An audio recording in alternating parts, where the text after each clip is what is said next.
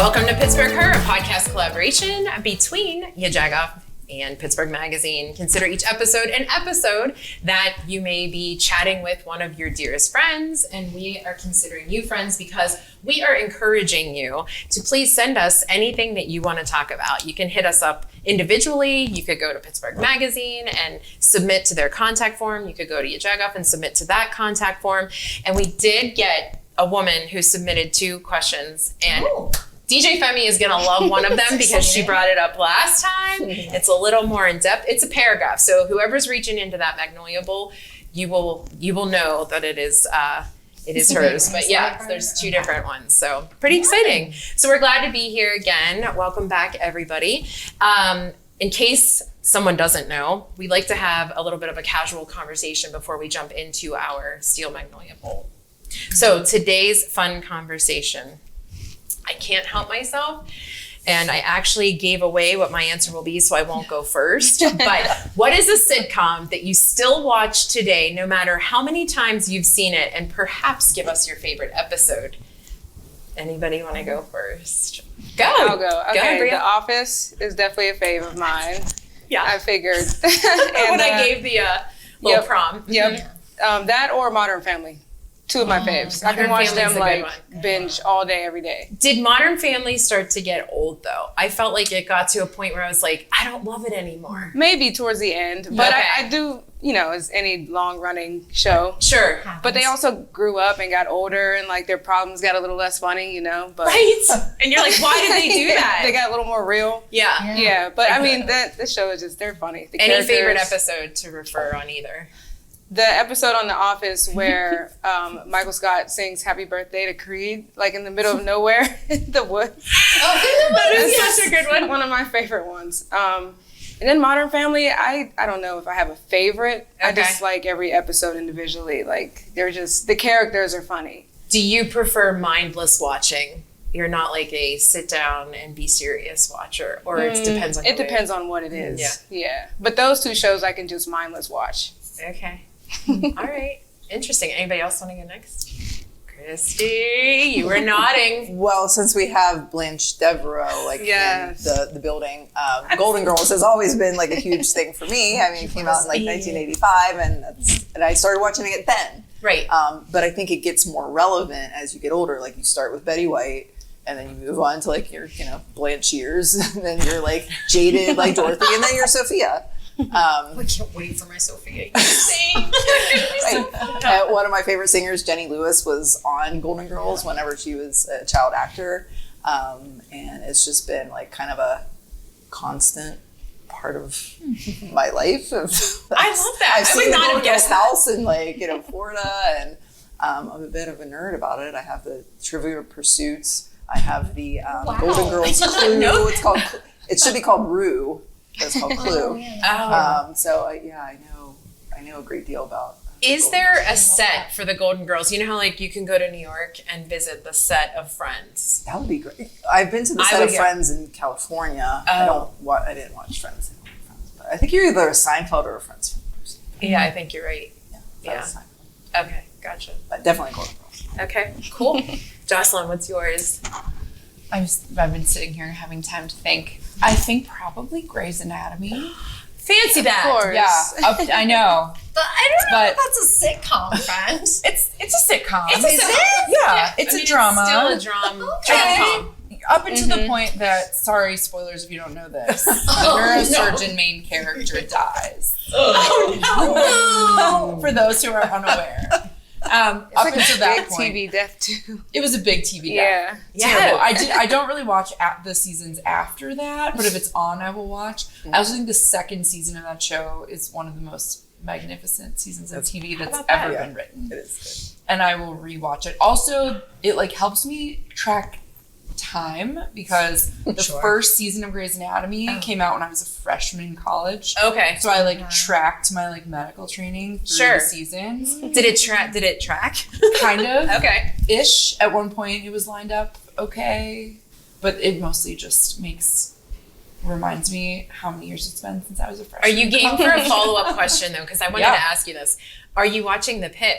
Oh, I'm obsessed. I've watched every single episode. I love it so much. Oh my gosh. I'm obsessed with it. Same. I'm devastated it's over. Same. And my sister-in-law was like, how about episode 15? I was like, what does that mean? Because I missed it and didn't know there was a final. You didn't watch the finale? Yeah, you didn't this know morning. There was one? This morning.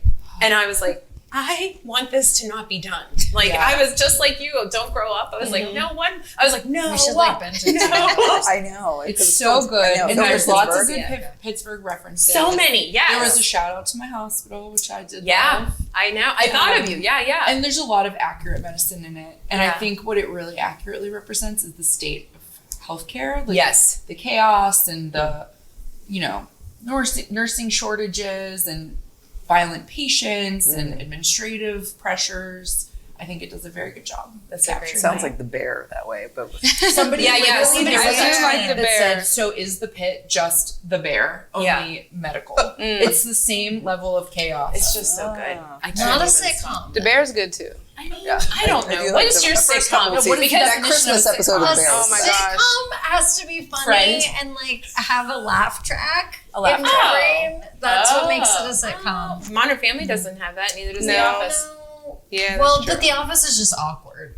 So awkward. Yeah, I it just think feels of- like they intentionally removed the laugh track. It's still a sitcom. British Office is. I Yeah, prefer it is fun. I prefer bloopers from The Office. Okay, I yeah, could watch yeah. them all day. Oh yeah, those are good. Same. They're good. Yeah. Sarah, do you have one then? Do you have one with the track? Well, I don't know if I have one with the track. So I loved Parks and Rec. Oh, that's a good one. Yeah, Yeah, it's Leslie another Odom, fave. everything. That's so yeah, you. Yeah, yeah. Also, Gilmore Girls. I could watch Gilmore Girls. I can't get into it. My daughter. We had to is like, have I two don't like it. televisions in our apartment in Astoria because my husband also cannot watch it and hates it deeply in his heart and was like, I want you to be happy and Yeah. you have your own TV now just for the Gilmore Girls. There you go. I mean, who doesn't want their own GG TV? I would also go with The Office. It's literally on. We have, I think, 4 or 5 TVs in the house, and anybody can attest that if you're walking through, it is on Every in TV. some capacity. Yes. Sometimes when my son calls me from Penn State every night, because God love him, he does. Oh. He does. I'll be like, are you watching Mr. Scott's Tots? And he's like, yes. So I can't help myself. That would definitely be mine. There you go. A little glimpse of There we go.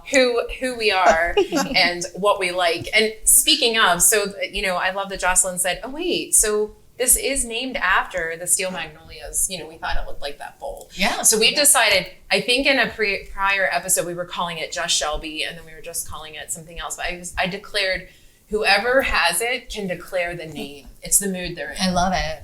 So Femi, it looks like you're starting us off tonight because it's right in front of you. So guess. you can pick your topic from our bowl. Okay. And what are we calling the bowl?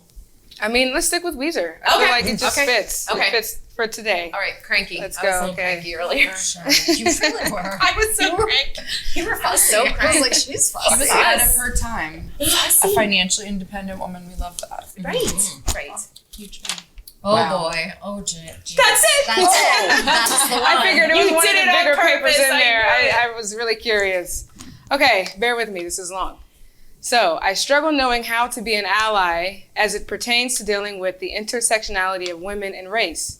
Specifically, I stumble when it comes to truly understanding the history of Black, brown women's activism that white women are only now realizing. Hashtags like Mickey Kendall's hashtag solidarity is for white women support the idea that inclusivity, even in feminism, is an issue. Perhaps this is just another idea of discourse for my first question. While hashtag Black Lives Matter brought about more meaningful discussions about race, I was stopped in my tracks when I saw many posts indicating that women of color did not want to educate white women on their vast history of activism. What then is the best way to be an ally? Do I just show up in places of discomfort to support causes that I may not fully understand but want to support? And then it says, should I be? But I'm just going to stop there. Yeah, I think. Okay. I think we She kept going somewhere. Yeah.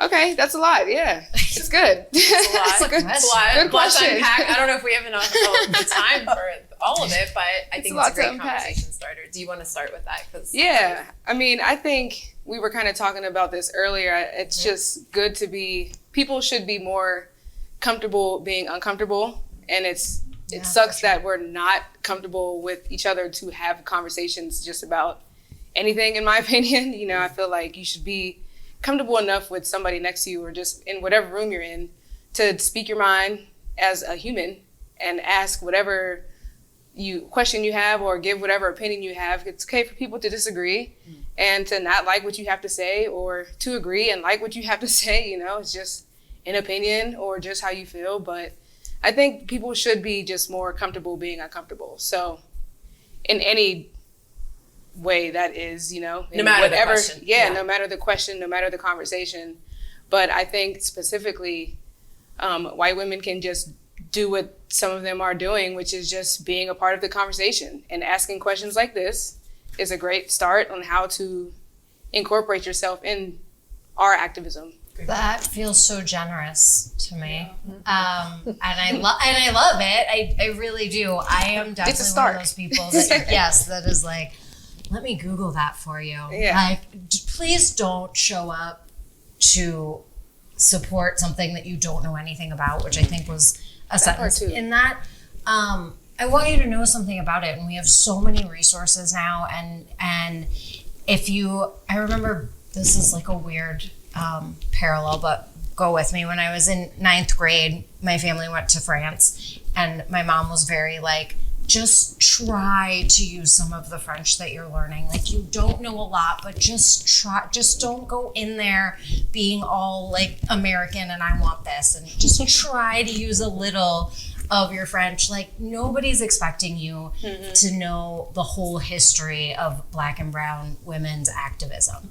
But if you just make a little effort and like have some questions to ask, it goes a long way. I feel like it. And so are you saying do some homework? Do a little homework. Do a little research. On your own. Yeah. On your own. Yeah. Show up to the conversation with a little bit of research. I think that, you know, it's not Black and brown women's responsibility to explain history, because that, and even take gender out of it. Like, so much history is just not taught in schools or just anywhere in the media. It's just not shown, right? You just don't know it as easily as you can get white history.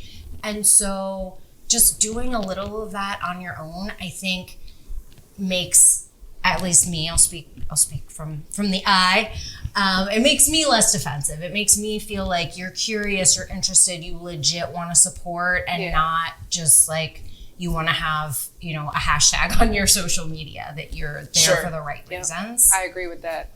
I also don't like when I see hashtags on, or like somebody has changed their profile picture and never speak on what they've changed it to and why, and why that matters to them. Or so I agree. You know, I can speak to that from the reverse, is when the Black Lives Matter hashtag came out, and when people were doing the square, like the block, you know, I had 2 of my Black friends message and say, why didn't you do that? And my answer was, I didn't know enough about it. I wasn't going to just knee-jerk react, put that up there because everybody else was doing that. So I think I could reverse that and say, I didn't know enough about it to do so. So I wanted to take that step back, find out what that meant. And for me, obviously not being brown or Black and being that person who has felt uncomfortable. And I do ask the questions. You know that. I find a lot of comfort in calling people who I know and saying, like, help me through this. Like, you know me. I'm going to mess up. I'm not going to. I've done this with you. We've had tons of conversations on, here's how I feel. You know, and it is almost like the Progressive commercial. And Sarah's like, well, don't say that. You know, like, let's talk about this before you go public. You know, but I think that's important because in my, and Christy, I'd love to know your thoughts from journalistically, in the sense that my take is the manner in which you ask something says it all. So if you have a genuine outlook, it's going to come across. If you don't, it's going to come across, right? Yeah, and I definitely agree, like, doing your homework before you go and, like, you know, participate in someone. And, like, that's something that I've always done before I do a story. I do research on it just so I know enough to, like, ask the questions that are relevant. And I just do that now. I'm so programmed to do that. Like if I meet some person on the street, especially older people, it's good to talk to older people who knew what things were like before. I just like, it's good to get perspectives on anything, not just like your own age group and everything. So I think my job has taught me that. And I love talking to people, and I'm not afraid to do that. But I want to hear stories and I want to listen. And I think that's the most important thing to do, is listen to what people have to say before blah, blah, blah, blah, your own thoughts on the thing whenever it doesn't really, Jocelyn, you always have profound. I don't know about that. Well, I don't know. This pressure. makes me more think, like, not to always come back to like medicine, but that's what I know best, is like there is a lot of, there are a lot of people who are opposed to learning about like the history of medicine as it applies to Black and brown women in the United States. Like OBGYN is entrenched. And like I could make a whole podcast about how like OBGYN until a generation ago was like all men. It is a very patriarchal thing. And there was a Instagram I saw like today from a doctor who's not very old talking about when she was in medical school. I hope this is like not too triggering to talk about like inflicting like purposeful like perineal lacerations on Black women that had just delivered babies to like make the laceration worse so that the resident could practice fixing it. Like within the last like 25 years in this country, like horrible things, like so many experiments have been done on like the bodies of Black and brown women in America. So like to understand that as a doctor, and then to take that, like for example, even in Pittsburgh, like when I see patients, I'm a urogynecologist, like very few patients of mine are Black. It's disproportionate to like the census of the greater Pittsburgh area. And when I do have them come in, like a lot of times they are very scared to be in a hospital, and you have to like meet people where they are and ask them why, like understanding the context, not why, like why are you scared? Tell me like what scares you about this surgery, and then they'll tell you a story about like their mom or their family member or something, and they're like, I didn't want to come here, but now things are so bad I have to be. And like acknowledging like I'm aware of all of this horribleness, so like thank you for trusting me. I also often, if I can, I'm like, would you feel more comfortable with an excellent Black doctor? Because we know that Black women have better outcomes with Black doctors. That's just like a proven fact. Not that I would say I would take less good care of them, but sometimes they just generally feel better. So even offering something like that, if you can, makes women feel a lot more safe. But anyway, it does, it's like a constant learning of the trauma people bring like to your doorstep. Yeah. I feel like that could go on and on and on. There's so many sectors that, that could branch to, but I think it was a great question. I'm glad she asked it. Good conversation. Yeah, it's a good combo. All right, so Christy has suggested a really unique segment for anyone who didn't read any of the notes that she was talking about. We're always talking about two things, Christy, between the two of us at least: perimenopause and food. Those are our two topics, and that's why, again, thank God, Dr. Jocelyn Fitzgerald is here. Anyway, with you being the editor, the food editor of Pittsburgh Magazine, obviously. So what was this week's menu pause? Oh my God. That's very fun. That was her. That was her. She could be like me. Hashtag perimenopause. Yeah, I love it. It's very creative. What is that reflection? Any good places this week? Oh, well, so last week I went to Chancel's Cheese Shop in Bloomfield. It's right across from Children's Hospital. Like if you've never had like real cheese, Baby Bell's over there. It's great. This cheese like will change your life. And these people are so knowledgeable. And they have sandwiches, so you can get a grilled cheese sandwich that was like, it was so good. They usually have like 3 sandwiches, different sandwiches with like the good cheese. This cheese is expensive, like, and they'll work with you and they'll help you find a cheese for your budget. Or like they usually make all their money on a budget. They make most of their money like in December when everyone's going to buy like raising tables and cheese boards and everything. But you should go and make good cheese just a part of your life if you possibly can, because it is just so much better. So visit them. They're really great. They're not on social media anymore. I saw that. They're off of social media because it's just been too much. They're not reaching any of their, even their like loyal customers aren't seeing their posts. So they're very frustrated, and they're just they're just a young couple. They want to do this. They love cheese, and they want to feed cheese to you. So please go, and you can you could have there's wine tastings. They have a Mother's Day wine and cheese tasting. Like, just they're awesome. Just go and talk about cheese. I was there for like 3 hours. I mean, it's easy to be. And Dr. Jocelyn Fitzgerald, if you are lactose intolerant like us and we can't go, but you can. That's okay. Cheese is lactose free. Yes, that's true. A lot of it You're right. It is. Yeah, and like you said, the cashew. Just don't eat like ricotta or goat cheese. You'll be all right. Yeah. All the Or aged ice cheese. cream. Aged cheese. Aged, yeah. So go there and she will find a million. There's like 80 to 100 different cheeses. It's fresh cut cheese. Okay. And you go there, you could select from anything. You probably won't be able to pronounce it because most of it's like French or whatever, a lot of local, but Sarah could. yes. No, But it is great. So I love it. Support them.